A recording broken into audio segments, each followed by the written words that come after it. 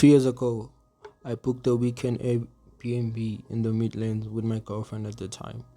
We needed a quiet escape, no Wi Fi, no phone signal, just trees, books, and each other. The host, Mrs. Murray, had glowing reviews. People keep calling the place a hidden gem, peaceful, like stepping back in time.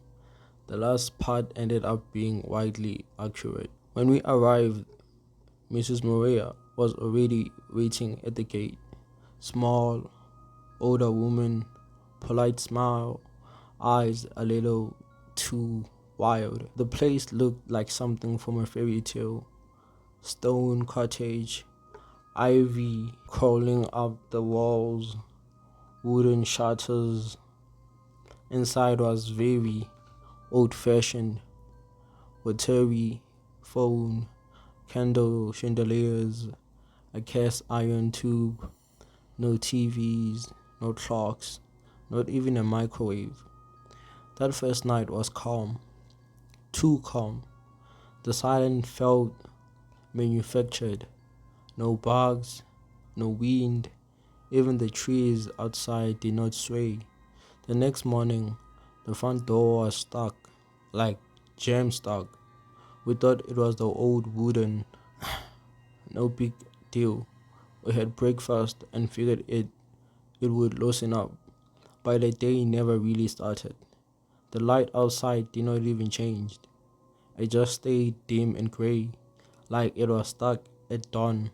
Our phone still had no signal. The old rotary phone on the wall did, no dial tone. Then came the notes, slipped under the door, written, "You are safe in here. Don't try to leave. Stay quiet after dark. She does not like noise. If she knocks, don't answer." We thought it was a sick prank from the host, but we never saw her again. That night, something did knock. Once, twice. Then at that time, loud enough to rattle the glass. We sat there in the candlelight, paralyzed. Then we heard footsteps inside a house, light, slow, dragging, circling the bed. We did not sleep. The next morning, the door was open. There was no car, no host, just the road. And when we looked back at the house, it was crumbling, not rustic anymore.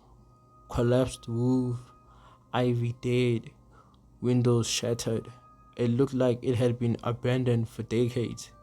Later, we found out something messed up. The Airbnb listing was gone, just disappeared from the app. Mrs. Maria never existed.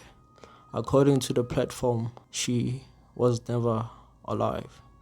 But I still have the notes.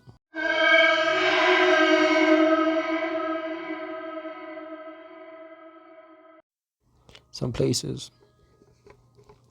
some places pamper their guests, others prey on them. Welcome back to the haunted hospitality, where behind every welcome mat is a warning. Tonight's stay, a cozy countryside guest house, where the hostess does not just serve tea, she serves something else entirely.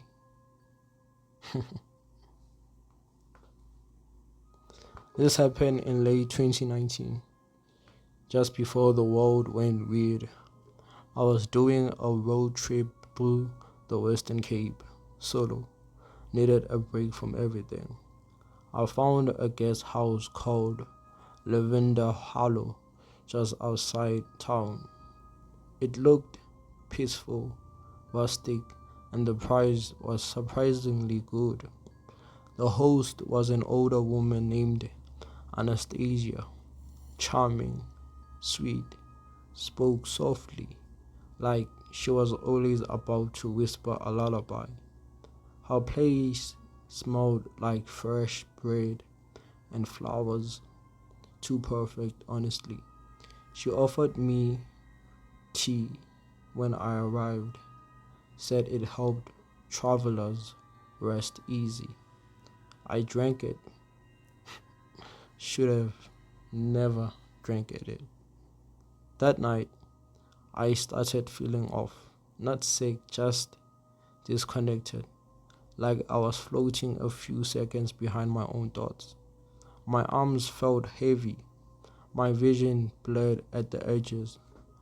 I chalked it up to travel fatigue. But things got worse. The next day, I barely remembered my breakfast conversation with Anastasia. She kept asking strange questions.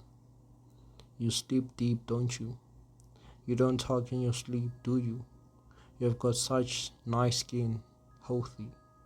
I brushed it off until that evening when I went to the bedroom and found two tiny punctuation marks on my upper arms, like a syringe or something with teeth.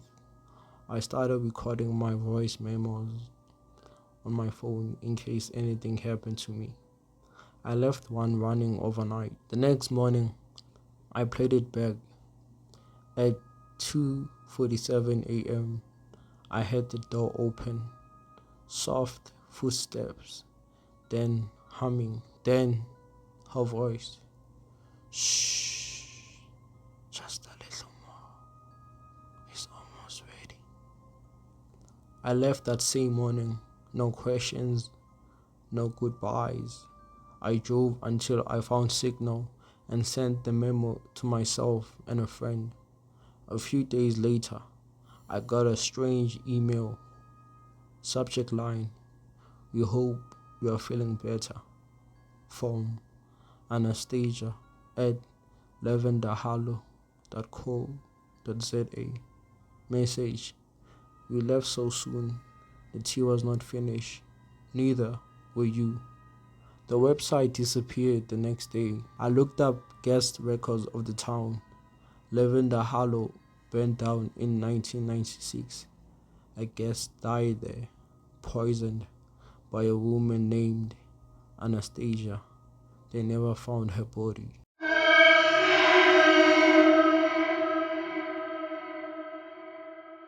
We all appreciate a tidy room, fresh sheets, fluffy pillows, no sign of the mess you left behind. But what if the cleaning happened when no one was supposed to be there?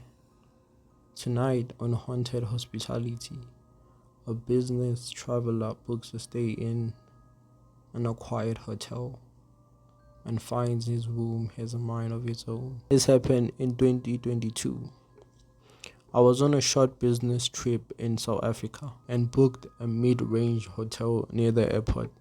Nothing fancy, just clean and convenient. I checked into room 209, dropped my bag, and went to my afternoon meeting. I did not bother unpacking, just threw my jacket on the chair, shoes in the corner, and my toothbrush on the bathroom sink. When I came back 2 hours later, everything was neatly arranged, like weirdly neat. Jacket folded over the back of the chair, shoes perfectly aligned by the door, toothbrush in a glass with a paper cover over it. Like how it came the first day. I thought maybe housekeeping had come early, even though I did not hang the sign. But when I asked at reception, the guy looked confused. Housekeeping does not clean after check-in, only when you check out or if you request it. I had not. I let it go. Maybe they made an exception, but it happened again the next day. I left for dinner, came back, and the room looked untouched, but too perfect, like it was reset. This time, even my phone charger, which I had plugged behind the bed, was coiled neatly on the desk. I started feeling washed, like someone was coming in while I was gone. So I set up a small trap. I placed a piece of folded paper in the door frame and sprinkled salt by the inside of the door. When I returned at night, the paper was gone and the salt was gone too. Not disturbed, just gone. So I checked the hallway camera near my door, asked the front door to pull the feed. Room 209 was not visible. There was just a gap between rooms 207 and 211. No door at all, like the room did not exist. I did not sleep that night. Every time I closed my eyes, I saw I had soft humming coming from the closet, and I know it sounds possible, but I heard the bed breathing, a slow inhale and exhale, like the room itself was alive. I checked out early the next morning. The hotel clerk asked how my stay was. I said nothing, just handed her the key card. She smiled and said, Room 209 likes to keep things tidy.